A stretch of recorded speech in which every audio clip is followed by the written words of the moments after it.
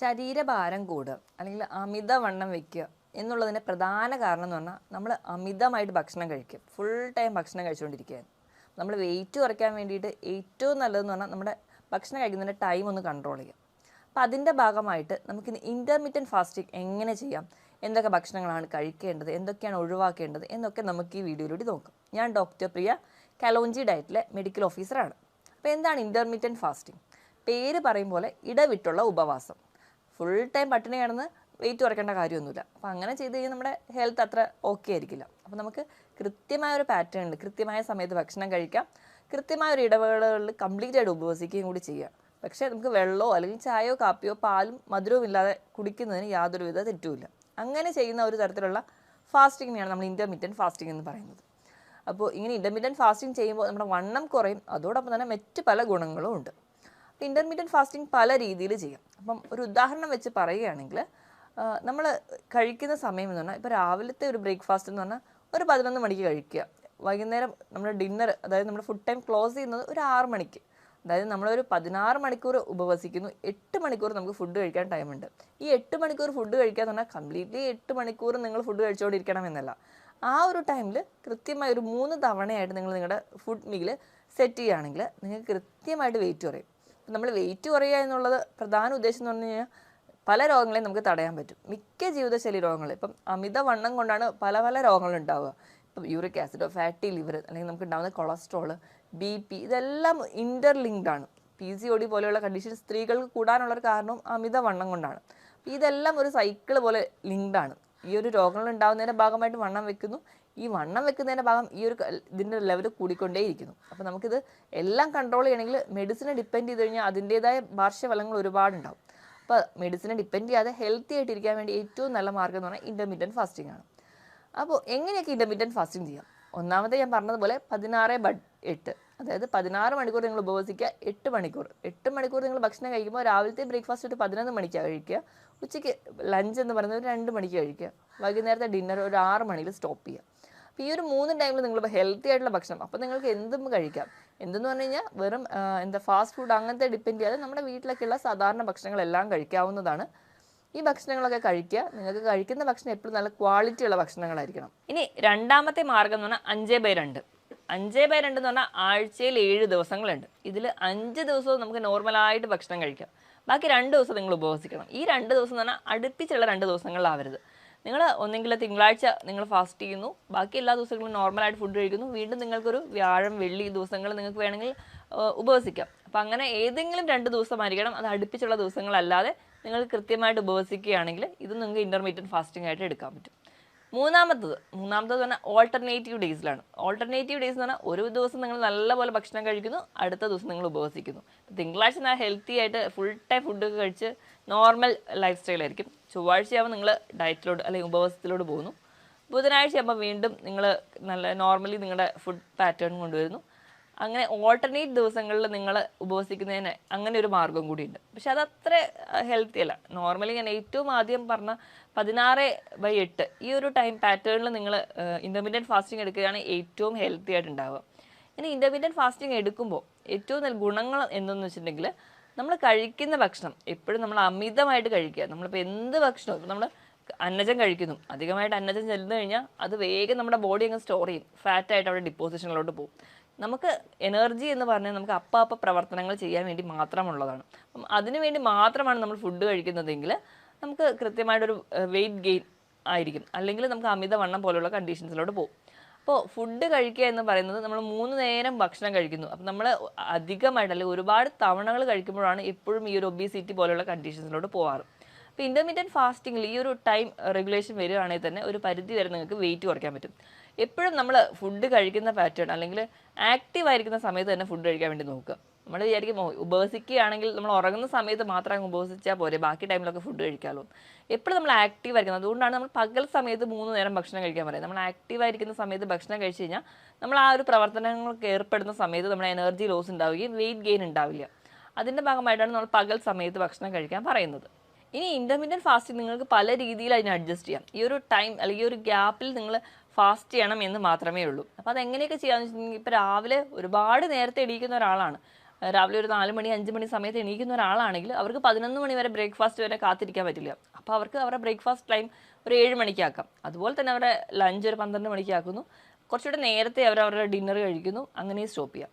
ഇനി മറ്റ് പല ആൾക്കാരാണെങ്കിലും രാത്രി ടൈമിലായിരിക്കും കൂടുതൽ ആക്റ്റീവ്.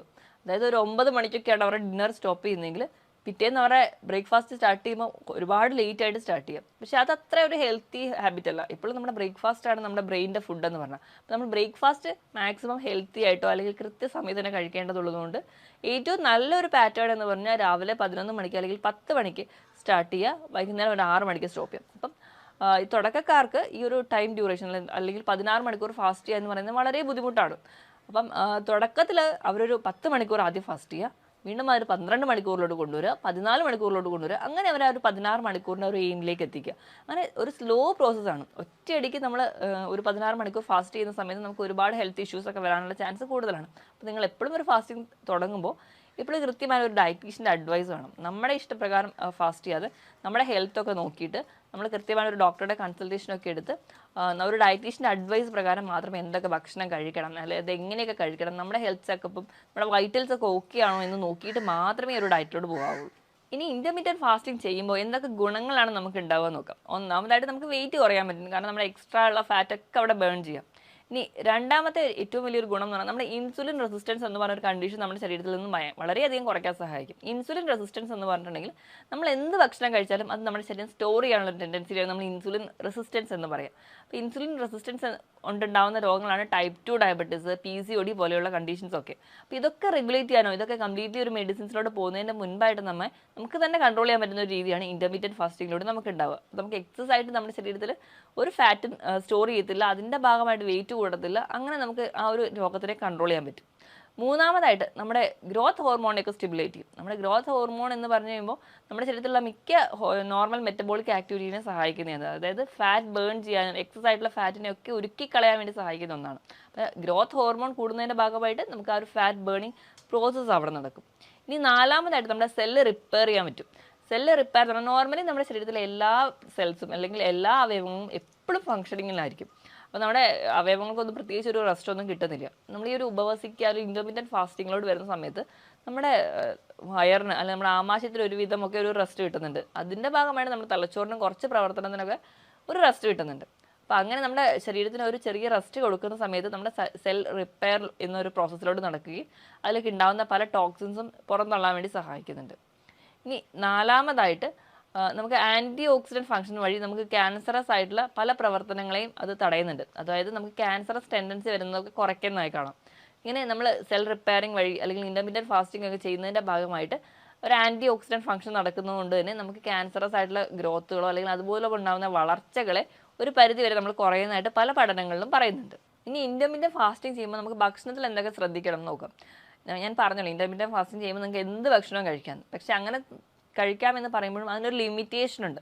നമ്മൾ എപ്പോഴും കഴിക്കാൻ തിരഞ്ഞെടുക്കുന്ന ഭക്ഷണം കുറച്ചുകൂടെ ഹെൽത്തി ആണ് അല്ലെങ്കിൽ നല്ല ക്വാളിറ്റി വൈസ് ഓക്കെ ആണോ എന്ന് ഉറപ്പ് വരുത്തണം. അതിനായിട്ട് ഏറ്റവും ആദ്യമായിട്ട് നമ്മൾ ഒഴിവാക്കേണ്ടതെന്ന് പറഞ്ഞാൽ അന്നജത്തിൻ്റെ അളവ് നല്ലപോലെ കുറയ്ക്കുക. അതുപോലെ തന്നെ പഞ്ചസാരയുടെ ഉപയോഗം കംപ്ലീറ്റ്ലി ഒഴിവാക്കുക. പഞ്ചസാരയുടെ ഉപയോഗം കുറയ്ക്കുന്നതിനോടൊപ്പം തന്നെ നിങ്ങൾ ബേക്കറി ഐറ്റംസ് അതായത് പേസ്ട്രീസ്, കേക്ക്സ്, കുക്കീസ് ഇതിൻ്റെയൊക്കെ ഉപയോഗം കംപ്ലീറ്റ്ലി നിർത്തണം. കാരണം ഇതിലൊക്കെയുള്ള ഫ്രക്ടോസ് എന്ന് പറയുന്ന കണ്ടന്റ് ഒരു പരിധി കഴിഞ്ഞ് കഴിഞ്ഞാൽ അത് കൺവേർട്ട് ചെയ്ത് ഫാറ്റായിട്ട് നമ്മുടെ ശരീരത്തിൽ ഡിപ്പോസിറ്റേഷൻ നടക്കും. അപ്പോൾ അതുകൊണ്ട് തന്നെ ഇതിൻ്റെ ഉപയോഗം കുറയ്ക്കുക. അതുപോലെ തന്നെ ഫാസ്റ്റ് ഫുഡ് അല്ലെങ്കിൽ പ്രോസസ്സ് ചെയ്ത ഭക്ഷണങ്ങൾ, ടിൻഡ് ഫുഡ്, പാക്കറ്റിൽ കിട്ടുന്ന ഭക്ഷണങ്ങൾ ഇതൊക്കെ കംപ്ലീറ്റ്ലി സ്റ്റോപ്പ് ചെയ്യുക. ഇതൊക്കെ സ്റ്റോപ്പ് ചെയ്താൽ മാത്രമേ നമുക്ക് ആ ഒരു ഫാറ്റ് ബേണിംഗ് പ്രോസസ്സ് ആദ്യമേ നടക്കുകയുള്ളൂ. അല്ലെങ്കിൽ ഈ പറയുന്ന ഭക്ഷണങ്ങളെല്ലാം കൺവേർട്ട് ചെയ്ത് സ്റ്റോർ ചെയ്യുന്നത് ഫാറ്റിൻ്റെ ഫോമിലാണ്.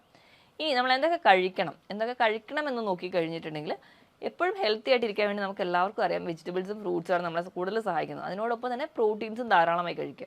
അപ്പോൾ നമ്മൾ കഴിക്കുമ്പോൾ എപ്പോഴും നട്ട്സും പ്രോട്ടീൻസും വെജിറ്റബിൾസും ഫ്രൂട്ട്സും കഴിക്കുക. എപ്പോഴും സാലഡ്സ് ആയിട്ടോ അല്ലെങ്കിൽ ഫ്രഷ് കട്ട് ചെയ്ത് കഴിക്കാൻ വേണ്ടി ശ്രദ്ധിക്കുക.